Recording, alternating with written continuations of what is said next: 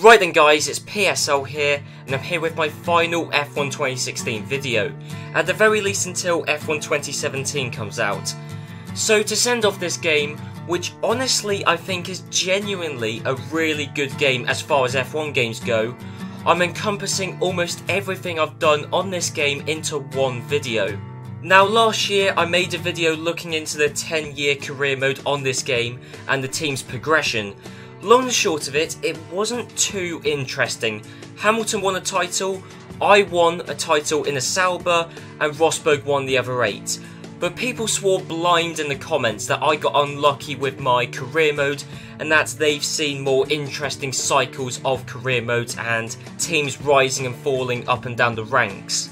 So here I am doing it all again, except not all 10 years as that's relatively pointless. But instead you'll see me in the epicenter of this phenomenal career. So, first off, Nico Rosberg won the first championship with a race to go, but the two Italian-based teams ended the season on top.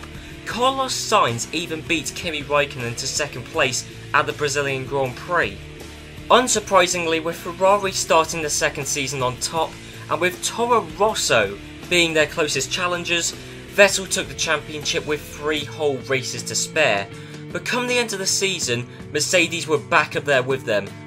Also, I should say that Vettel won the championship over Raikkonen by 110 points, which is hardly surprising as, well, we know what Ferrari are like when it comes to the relationship between Vettel and Raikkonen.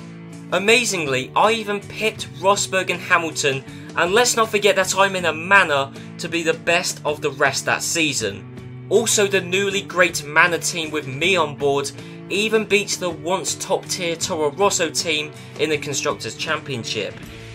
So here we are in Baku, the 3rd season of this F1 2016 career mode, and Manor, thanks to me, are out on top. Toro Rosso somehow have been able to get back up to be the 2nd quickest team again. Then you've got Mercedes, Red Bull, Ferrari, Williams, Renault, Sauber, who interestingly are ahead of Haas, who are really struggling. And somewhat surprisingly, McLaren Honda are the 2nd slowest team, but staggeringly, Force India, the team that always goes way above expectations in real life, here and now have the slowest car on the grid. So then you can hear the Mercedes engine powering us along, and as you can see we are straight into qualifying around Baku, and there's a car going very slowly up ahead. It's Romain Grosjean. We had to swerve out of the way of Grosjean there. I'm on a flying lap, he's not. Yet we had to move out of the way for him, so that was not great driving from Grosjean there. And I should say this is just a short qualifying session. I don't really want to deal with Q1, Q2, all of that. I'm just doing 1 lap in 1 qualifying session and then we're getting straight into the race. And Grosjean may have held us up, but Magnussen, we got a nice bit of slipstream there from Kevin Magnussen, and I'm in 11th. 11th place, considering the Manor car is the quickest one on the grid, that isn't really all that good, especially as Rio Haryanto has taken pole position, Kvyat's in 2nd, Bottas 3rd, Ricciardo 4th, Rosberg 5th, Esteban Gutierrez is in 6th. How on earth has he done that? And at the bottom, both McLaren drivers. So there you go, good old McLaren Honda. But I should say that of course this race, the reason I chose to do this race around Baku is because, well, if you've been watching my If you watch my F1 2016 career mode, you'll know that the Baku race wasn't wet, unlike this one, but also you'll know that you didn't really see the race around Baku in that F1 2016 Williams career mode because, well, technical issues, you know, it doesn't really matter. Basically, you never saw it, and that's why we're coming back to this brilliant circuit now, and that is something I wouldn't have said when I recorded that career mode episode, because of course since then we've had the 2017 Azerbaijan Grand Prix, and what a Grand Prix that was. But as you can see, it's going to be drying up later on into the race. In fact, it should dry up fairly quickly. And as you can see, the fuel, I'm actually under-fueling the car, considering this will probably be the final 50% race I ever do on F1 2016. We may as well treat it like it's a real-life race, like what all of the Formula 1 teams do, which is they under-fuel the car. Certainly that's my understanding of it anyway. So here you go, we're going to start the formation lap right now. We've got Carlos Sainz just up ahead in 10th place, qualified in 11th. All the way down the field, but then again I'm race rusty, I haven't been on this game, well, since the last career mode episode I recorded, which was mid-March. But anyway, the 2016 Azerbaijan Grand Prix is underway. Everybody's starting on intermediate tyres, and already we've got Pascal Sainz, who's got off to a very sluggish start. And we're already up into a points place. I qualified in 11th, and it looks like I'm going to get past Lewis Hamilton and even Esteban Gutierrez. Still have no idea how Gutierrez is up into a points place, but there was yellow flags out there very briefly, so I got to give the place back to Gutierrez. But still, I've made up 4 positions off the start. And Gutierrez with that Ferrari engine, the safety car. Whoa. Good thing I wasn't directly behind Gutierrez there, or else that would have been race over already. Thankfully, I was just to the left of him there, so when he broke, reacted instantly to the safety car being deployed. But still, apparently there wasn't an illegal overtake. But anyway, I'm up into 6th place and the safety car is out already. Typical Baku fashion, just like the 2017 Grand Prix. But here is the race start from Rio Haryanto's perspective. I mean, let me just drill this in. Rio Haryanto in the Manor was fastest in practice and all the practice sessions, took pole position, and already after 2 corners, he opened up a lead on Danny Kvyat, who's in 2nd, and Kvyat's in the Toro Rosso. What is going on? But yes, Haryanto already had a sizable lead, but of course, well, he doesn't have that anymore because the safety car's come out and has bunched the field together. Now, it's got something to do with Felipe Nasr, the safety car being brought out. So Nasr, quite a tentative start. He's got a Renault driver off to his left-hand side, and oh, there was a collision ahead with a Red Bull and a Ferrari. And that was it. I mean, it was quite a dramatic accident, but it was just a bit of debris on the track. I mean, Charlie Whiting very, very trigger happy with bringing the safety car out, but it's a case of Verstappen had passed Vettel, yet he didn't get far enough ahead. The 2 tangled. Verstappen was to an extent at fault, but he was just trying to cut in front of Vettel. Unfortunately, he did it just a little bit too early. And so, those guys, they had to come into the pits. Verstappen had front wing damage, he got rammed into the wall. Vettel similarly, and Nasr went into the back of Vettel, so they all had damage there, all on the intermediate tyres. Let's not forget, the track is going to dry up very quickly, very shortly into the race, yet they're still fitting on the intermediate tyres, despite the fact the safety car's out. But, well, look at it, you wouldn't really want to drive slicks on that track right now, would you? So yes, they're going to catch up to the back of the safety car crew, or the safety car line with the McLarens. But anyway, I'm going to ask Jeff what the weather's like, considering it's forecast to dry up very soon. Okay, looks like some of those puddles are clearing. We're still on the right tyre for the time being, but we're not a million miles away from slick conditions. Low chance of rain now. If the situation changes, we'll let you know. Right, well, that sounds good. Low chance of rain. And the rain stopped. I mean, I could visibly see the rain stopped, but he says that it's going to be drying up soon. No rain for the rest of the race, so that all sounds good. The safety car's still out, but in fact it is coming in. And you can see, you can tell it stopped raining. The track is drying up, but there's no way you can go out on slicks. It would have taken someone very brave to pit under the safety car and go out on slicks. No one has done it, but anyway, yellow flag conditions. Now we're on green flag racing conditions. Overtakes can be made.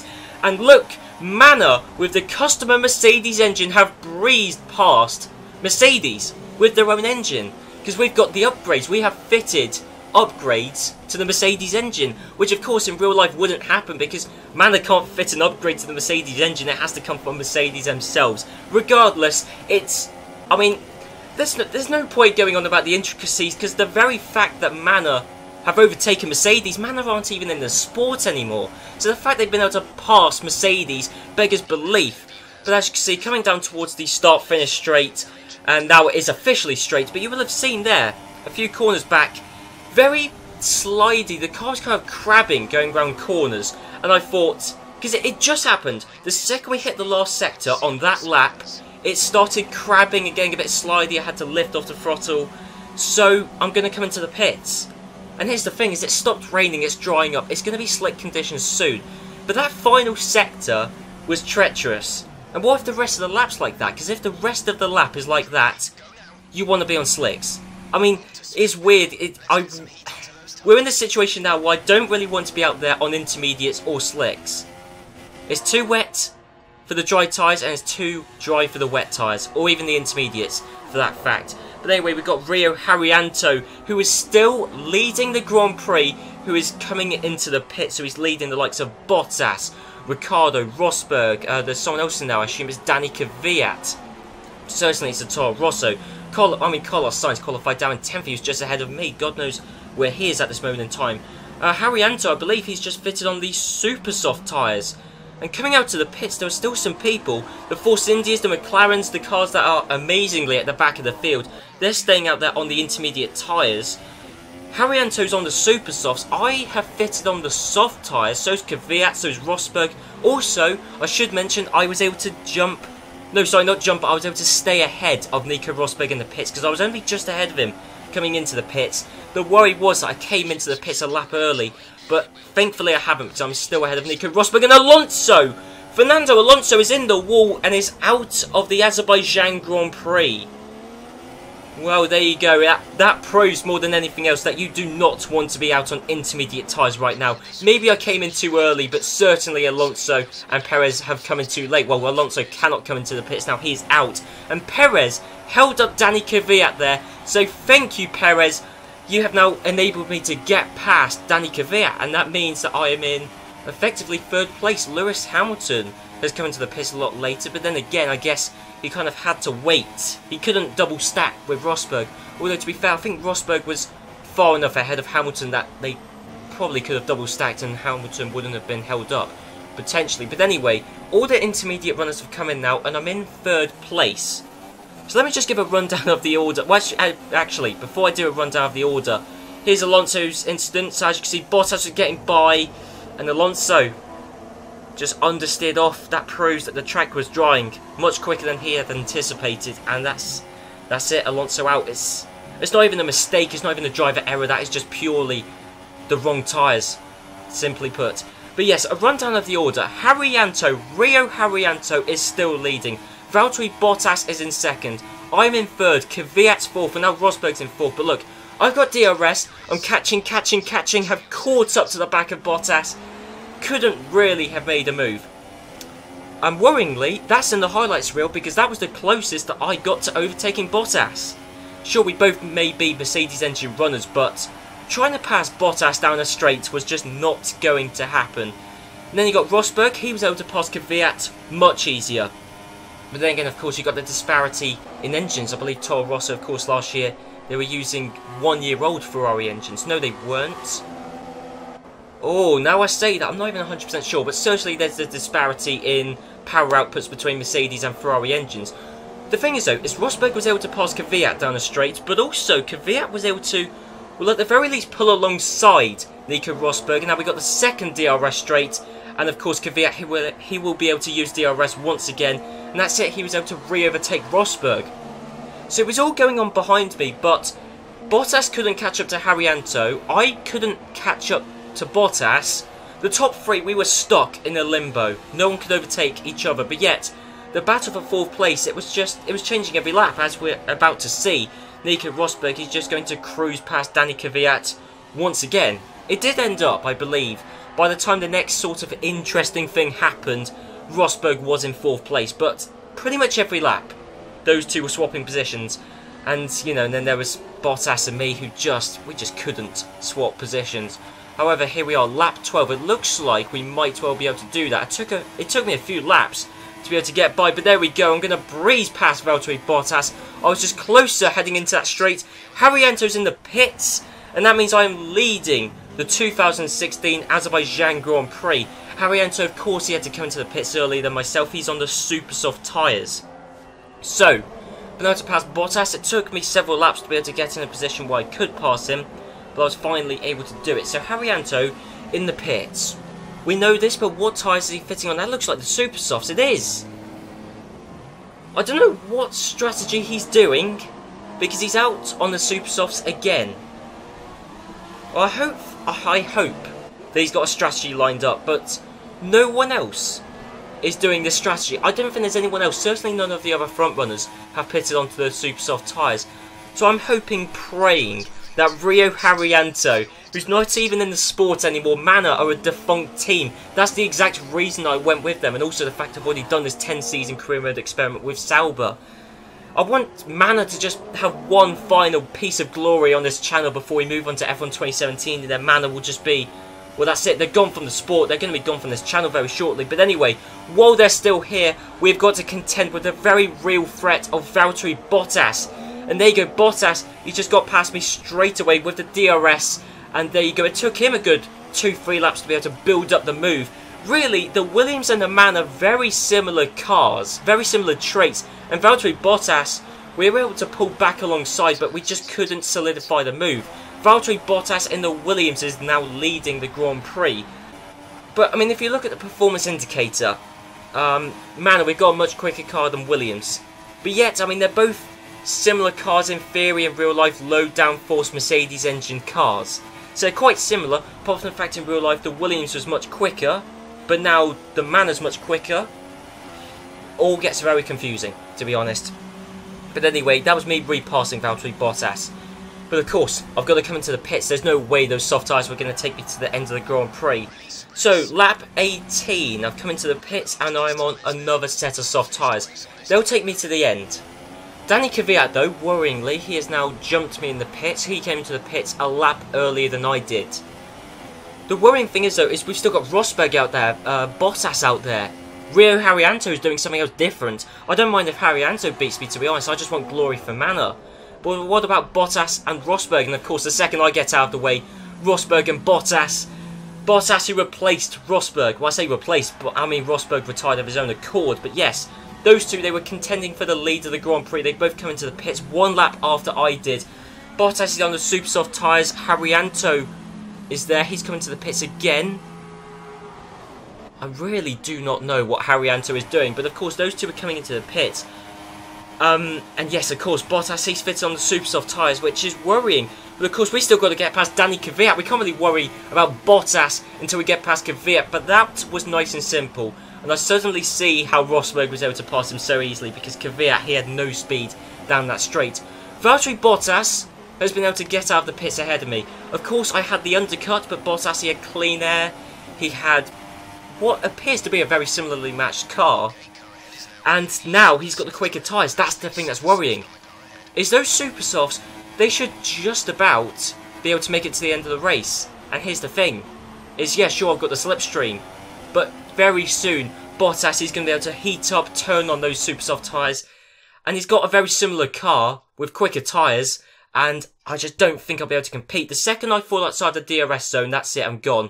Bottas is leading, I'm in second, Rosberg third, Kvyat on the soft tyres is fourth, Carlos Sainz has worked his way up into fifth, Haryanto is in sixth. But here's the thing that worries me is, sure, Haryanto, he's in sixth, but he really has destroyed his race. He should be leading the Grand Prix, but then his strategy really let him down, and it looks like it's going to be the same downfall for me. Sure, I've done a much better strategy at the moment than Haryanto, but look, I'm a sitting duck at this point. I've got very quick drivers and very quick cars with quicker tyres. Bottas, he's already passed me. He's long gone. But now we're side by side with Nico Rosberg, the 2016 World Champion. Still side by side. We're in a Manor, for God's sake. In a slower compounded tyre, but thankfully I was able to keep second place there. Carlos Sainz contending for fifth place. I believe it's temporary. I think he's meant to come into the pits again, although it's difficult to really say, because of course it starts off wet. But Carlos Sainz! Why am I not surprised? Whenever I do a video on F1 2016, Carlos Sainz always has an engine failure. Always. Without fail, a Toro Rosso will have an engine failure. Simple as. It's just, I'm not sure if it's a trait in this game, but it certainly is a trait with my videos on this game. Anyway, that brought out the safety car, and thank God, you will have noticed at the start of that clip, Bottas was quite a way ahead. He had pulled out on me. He had opened up quite a sizable gap. But of course, the safety car, once again, it's bunched everyone back up. So do you know what that means? That gives me a second chance, a second opportunity to get past Valtteri Bottas. The safety car is coming straight back in. So, we've got 2 more laps, 2 racing laps. And this is it. This is the crunch point. There's no way I'm going to be able to contend with Valtteri Bottas. It's now or never. Either that or the second I fall outside of DRS zone, that's it, it's gone. I need DRS or I need to be very close to Bottas, and that is exactly what I've done. But Gutierrez is out of the race. The second the race has restarted, Gutierrez is out, that brought out the yellow flags. I overtook under the yellows. That was an illegal overtake. Thank you, Gutierrez. How unfortunate, I had passed Valtteri Bottas. I genuinely overtook Valtteri Bottas, but because Gutierrez coincidentally had an engine failure, yellow flags were straight back out again. And that was it. That was it. I was in first. I should have been in first. I was in first. Had to give the place back though, and of course Valtteri Bottas was able to win the Grand Prix. I talked about that moment as a crunch point, and it was. Because if the yellow flags hadn't come out then, for Gutierrez's engine failure, I'd have won the Grand Prix. But because they did come out, Bottas won. But fair enough. Myself, Bottas, Haryanto to an extent, all deserving race winners. Speaking of Haryanto, here he is. There's me and Rosberg not too far ahead, but here is Haryanto stuck up behind Danny Kvyat. This is the battle for 4th place, but there's also Felipe Massa in there. There's also, who else is that? That's a Ferrari driver. I think Kimi Raikkonen is in the mix. Certainly a Ferrari driver. And look, four wide almost down the straight, and Rio Haryanto has come out of that situation on top. He was able to pass Danny Kvyat and no one else was. Haryanto has finished in 4th. So there you go. Let's have a look at the full race results. Bottas won the race. It was the super soft tyres essentially. The super soft tyres and yellow flags that gave it to him. Myself in 2nd, Rosberg 3rd. Haryanto took 4th place on Kvyat right at the end. And look at the back. Alonso crashed into the wall. Sainz an engine failure. Gutierrez an engine failure. Button was last of the finishers. And he was 10 seconds behind Vettel. Don't ask me how Vettel was down in seconds last of the finishers. Not a clue. Here are the championship standings as it stands. Of course, this means nothing to anyone apart from myself, because you haven't seen... Well, you've seen, what, a couple of minute highlight of the previous seasons. So these championship standings are largely irrelevant. So anyway, this is the only race all season, all career modes, that I'm actually going to race myself. The others I've just simulated, like I did in my 10 seasons of career mode video with Sauber. Because this is essentially that, as I said, people said that the career mode, the progression of teams, could be more interesting, and this certainly is interesting. The highlight for me at the moment is that Force India are at the back of the field. So, just to summarise the rest of the season, me and Rio Haryanto, we did very well indeed, racking up the podium finishes between us. And I won the Drivers' Championship in Singapore with 6 races left in the season. So, unsurprisingly, I won the Drivers' Championship by a landslide in points total. That's 231 points ahead of Sebastian Vettel come the end of the season.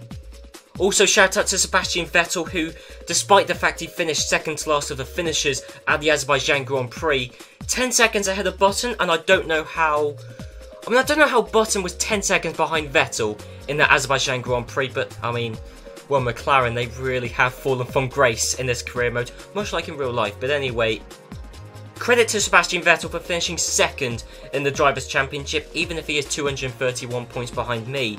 And he beat all of the Red Bull employed drivers, Red Bull and Toro Rosso, because let's not forget Toro Rosso and Red Bull. Well, Toro Rosso started off the season as the quickest team. They were very quick throughout, but come the end of the season, Red Bull had just re-overtaken them once again. Rio Haryanto finished in 6th in the Drivers' Championship. Rio Haryanto, who, to a certain extent in the 2016 season, was mocked. But to be honest, I think Rio Haryanto in real life, in the 2016 season, I think he did really well. For a rookie who's going up against Pascal Wehrlein, who's in a Manor, I think Rio Haryanto did alright. And he finished 6th in the Drivers' Championship here, so full credit to him. And he beat Danny Kvyat in the Drivers' Championship, so well done to Haryanto. Interestingly, both Mercedes drivers finished outside of the top 10 in the Drivers' Championship. And finally, you've got Esteban Gutierrez and both Force India drivers who scored no points all season long. The Constructors' Championship was also a whitewash for Manor, as we won the Constructors' Championship by 262 points. Me and Rio Haryanto amassed 609 points. That's 262 more than Toro Rosso, who amazingly finished second and beat their sister team Red Bull. Not only that, but of course Toro Rosso beat Ferrari, Williams, Mercedes, as well as everyone else in the field, apart from Manor. And I'll leave you off with the car performance graph at the end of the 3rd season, which has Toro Rosso as the quickest, so ignore what I said because I thought Red Bull were quickest come the end of the season. Well, they certainly had the better finishes. It's very strange, but anyway, Toro Rosso ended the 3rd season with the quickest car. Renault had the 2nd quickest car. Too little too late, but the 4th season, if I ever do the 4th season, which I probably won't, Renault will start it off very, very strong indeed, as they've got the 2nd quickest car, and Mercedes, the once mighty Mercedes, only have the 8th quickest car on the grid, 3 seasons into the F1 2016 career mode. So, there you go, that's that. That is everything on this game summed up. I just want to say that F1 2016 is a good game. I honestly, as far as F1 games go, I think it's been really good. Partly because of the career mode, which is dynamic. Sure, there's no driver changes. I don't really care about that too much. It's the fact that you can do a career mode, and someone else can do the exact same career mode, and you get different results. I should probably do a video someday discussing my opinions and thoughts on the F1 games, but before I do that, I should probably wait for F1 2017 to come out. And of course, that's coming out very soon, within a week. I'm really looking forward to it. It's looking promising. All that game needs to do is to take F1 2016, expand on the career mode, make a few improvements, and then it will be a very, very good Formula 1 game. Quite possibly my favourite Formula 1 game ever, because F1 2016, it sure as hell comes close. But anyway guys, if you enjoyed this video, please do leave a like, comment down below, and I'll see you guys in a few days time hopefully, for videos on F1 2017.